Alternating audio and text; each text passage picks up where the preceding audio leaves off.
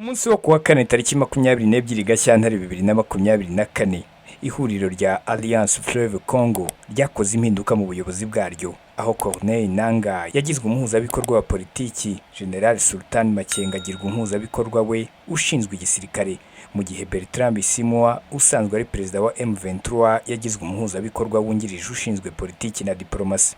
Ni mu nama nkuru y'ubuyobozi bwa politiki n'igisirikare yo kongera guha umurongo n'icyerekezo iri huriro rirwanya ubutegetsi bwa Kinshasa yabereye muri Canzu ku munsi wo kuwa kane, nk'uko bigaragara mu itangazo ryashyizweho umukono na Lawrence Kanyuka wagizwe umuvugizi w'iri huriro.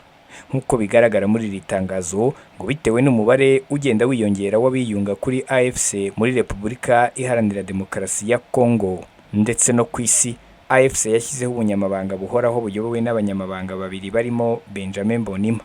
Ubu bunyamabanga buhoraho bugomba kugenzura komisiyo zashyizweho zikurikira: komisiyo ishinzwe politiki na diplomasi, komisiyo ishinzwe ubukungu, imari n'iterambere, komisiyo ya mobilisation, kurema ingengabitekerezo n'ishyirwa mu bikorwa, ayizaba ikuriwe na Adam Charles Mukuntu, komisiyo y'ubutabera, imibereho myiza n'uburenganzira bwa muntu, ndetse na komisiyo y'itumanaho iyobowe na Lawrence Kanyuka.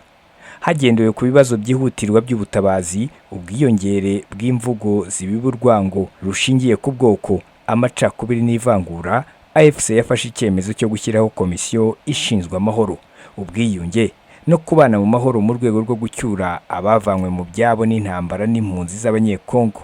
Umuhuzabikorwa mukuru Corneille Nangaa yaboneyeho kuganira mu rwego rwo gutanga morale n'abasirikare bakuru ari kumwe na Bertrand Bisimwa.